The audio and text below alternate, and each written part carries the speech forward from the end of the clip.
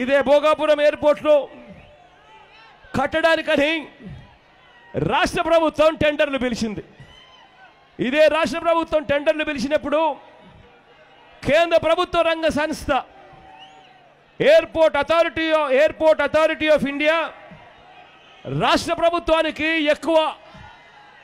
ఎక్కువ రెవెన్యూ ఇస్తామని, ఎక్కువ వాటా ఇస్తాము అని ఎయిర్పోర్ట్స్ అథారిటీ ఆఫ్ ఇండియా టెండర్లలో పాలు పంచుకొని వాళ్ళు అత్యధికంగా రాష్ట్రానికి మేలు చేస్తాము అని చెప్పి వాళ్ళు టెండర్లలో కోట్ చేస్తే, ఎయిర్పోర్ట్స్ అథారిటీ ఆఫ్ ఇండియా వాళ్ళకు కన్నా ఎయిర్పోర్ట్ కట్టే కాంట్రాక్ట్ కన్నా ఇస్తే చంద్రబాబు నాయుడు గారికి లంచాలు రావని ఇదే పెద్ద మనిషి చంద్రబాబు నాయుడు గారు ఆ టెండర్ను రద్దు చేసిన పరిస్థితి మనమంతా కూడా చూస్తూ ఉన్నాం. రెండోసారి టెండర్లు పిలిచారు.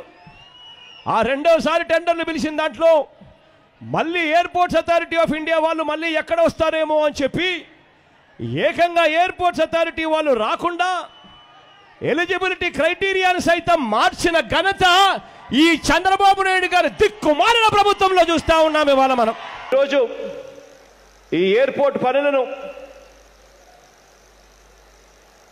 మొదలు పెట్టడానికి జిఎంఆర్ గ్రూపుకు సంబంధించిన మల్లికార్జునరావు గారు ఇక్కడ ఇదే వేదిక మీద ఉన్నారు. నాకు గట్టిగా నమ్మకం ఉంది, మల్లికార్జునరావు గారు అంటే ఈ ప్రాంతానికి, ఈ ప్రాంతపు వాసి.